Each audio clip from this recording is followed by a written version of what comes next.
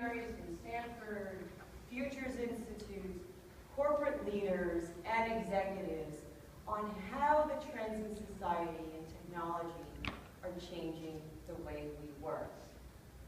So let me just pull a couple of the forces that executives told us is really changing the way they think about their employees, the way they educate their employees, and what's happening today. Number one, longevity, extreme longevity. You're living to 100. She's looking at me like, no way, you are.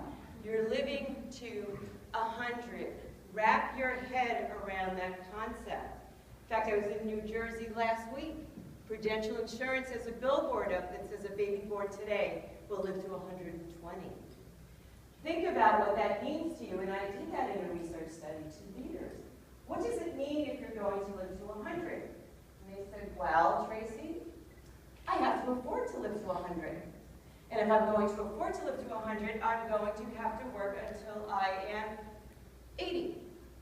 Daunting, right? I only thought I was going to work till maybe 50 or 60, but now all of a sudden I have to work 50 or 60 more years than I expected, or 30 more years than I expected. Number two is, if I'm going to work till I'm 80, I have to stay healthy enough to work till I'm 80. I have to stay educated enough to work till 80, and technical enough to work till 80. Because as Patrick mentioned, the technology is very recent. How do you keep up? But let's just flip it over to the corporate side. You know that's happening, because you have 3 generations in your workforce, and they're all different. The boomers are staying till 80. The younger ones are coming in even younger, like Zuckerberg. In fact, McDonald's was telling me, I've got 5 generations in the workforce. Can you imagine the dilemma we have in trying to train, educate from 14 and a half through 79? Fascinating thought. It's a force affecting work today. Number 2, we live in a globally connected world. Think about it. You can go out on eBay. You can open up a storefront and take international currency in an hour. You couldn't do that in 9 minutes, right? That wasn't a possibility. It's very exciting. You can go global from your laptop in an hour. But let's flip it over now. Because I can go global to the internet, I can find, and I do, talent anywhere in the world. I use Elance, I use Odesk, and you know what, as a PhD, I find analysts, I find people to make videos for me, I find people to help me with my PowerPoints for about $3 an hour. Yeah. So why would I bother having employees if I can outsource some of this stuff? It's very scary. Smart people, too, are out in these places from all over the world. So at the same time you can expand globally, your competition is no longer next door. Your competition is somewhere in the world, so you have to keep a skilled employee workforce. Number 3, technology exploded. Patrick mentioned a lot of statistics of how much technology just occurred very fast and is in our workforce. And because we have 3 to 5 generations in the workforce, we have lots of variety and lots of preference. So how do you deal with that as an educator, as a learner, as a corporate lead? We live in a VUCA world. This is a concept that many executives try to express what their day is like. It's a military term, volatile, uncertain, complex, and ambiguous. That is what executives say every day I get up, and that's my day. And what I need are people who are skilled enough, innovative enough, risk-taking enough to be able to survive. Because let's face it, you don't know when there's going to be a natural disaster wiping out a factory. You don't know when there'll be a terrorist attack or a union strike, and you don't know when that startup is going to eat your lunch. And we need people to bubble up ideas. I'm sure you read USA Today this morning, like Google, people to bubble up ideas that we can innovate and keep competitive. So at the end of the day, the concept that came up that we repeated over and over again is that leaders today in companies need T people. Transdisciplinarity, big word. Just remember the big T. Breadth and depth. Breadth and depth with a technology overlay. We don't want the generalist only anymore, and we don't want the specialist only anymore, and we certainly need to have technology proficient people in our workforce so that we can innovate and move ahead. Okay, so what does that mean for work? Well, many of our participants describe it as superstructured organizations. So let me give you an example where I live in Silicon Valley. Google, Facebook, Apple, creating large centers where they bring in employees to innovate, almost live together, right? They offer them the food and the perks to really come in early and stay late. Why? They want to be competitive and have engineers collaborating and innovating together. On the flip side, I also have IBM out by me, Cisco, Price Waterhouse.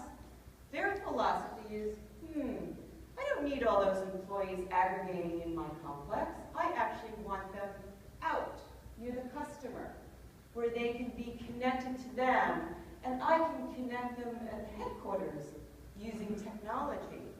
Different model, two different models. And then, of course, there's the startup model, or the small business model, which is, I don't really need an office anymore because I've got a smart device. So I can just start a business and hang out like at the Ace Hotel in New York and just collaborate and be around people. So even the way that work is constructed and formatted has radically changed. And a lot of that is due to technology. So, how does that change learning?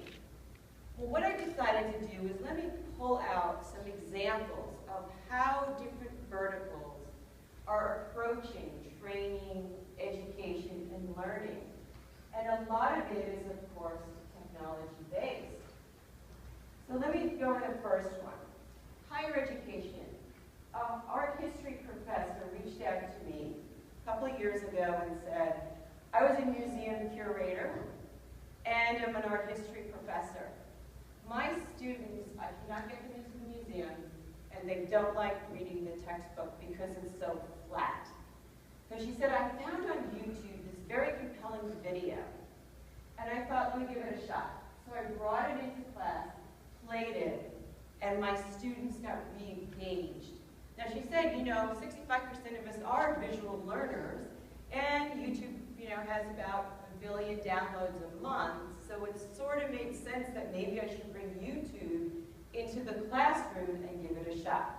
So let me just play this for you and so you can see what she did.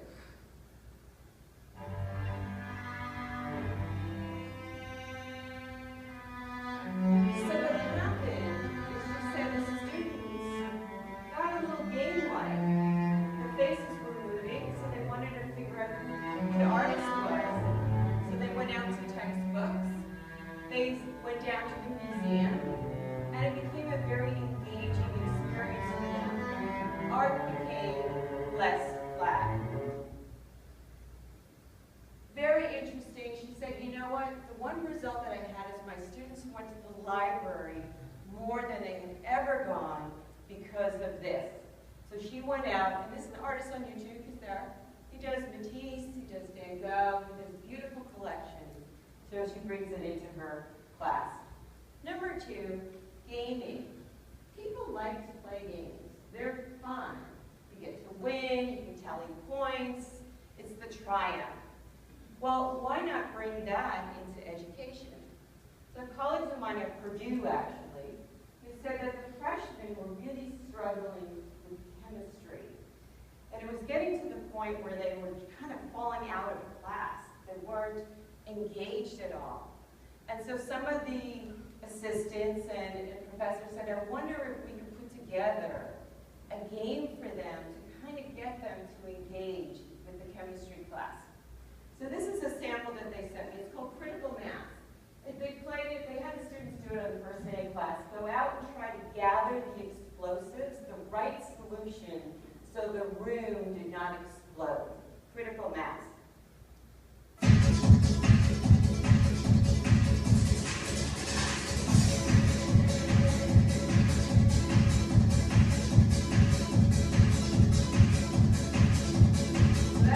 Walking through, looking for the things called stop the explosion.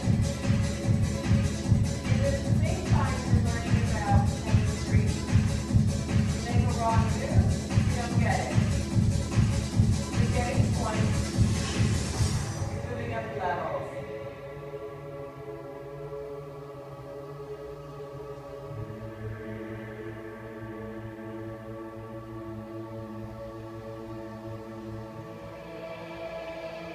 You got the right one.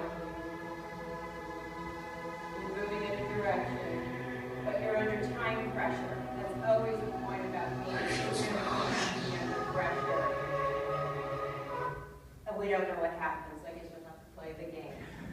Okay, let's look at mobility. Mobility, as you know, has exploded. There's 6 billion cell phones in the world and mobile devices. Over half the people in the United States are using some sort of smart device. Obviously, it is a key platform, and Patrick mentioned it this morning, and it is being used in companies in a variety of ways at various verticals. Number one, up on the left, that is a K through 12 music teacher, teaches guitar. It went viral, and his business boomed when he started to teach on Skype. So he teaches students because they could never get to him, and they heard about him, and they saw videotapes of him, of course, on YouTube, and now they can participate with him. In the center are mobile devices and collaboration, right? We can always bring in the expert and the teacher. They don't always have to be right in front of you. You can now bring in multiple people and collaborate using your tablets and phones. Education apps, very popular today, enterprise apps. And then sales training. A colleague of mine at a firm I work with said that how they train their salespeople is they send them out with the cameras. Say, go take photos of competitors' products, post them on our internal YouTube site, and start posting learnings, whether it's about the pricing, the feature set. It became fun, easy, because everyone had a mobile device, an effective way to create collaborative sales training. So mobility is a key platform in the enterprise. Okay, healthcare. Very interesting. I had a number of students over the years who love NCIS, right? CSI, the morgue, and all that. They would say, oh, Tracey, when I grow up, I'm going to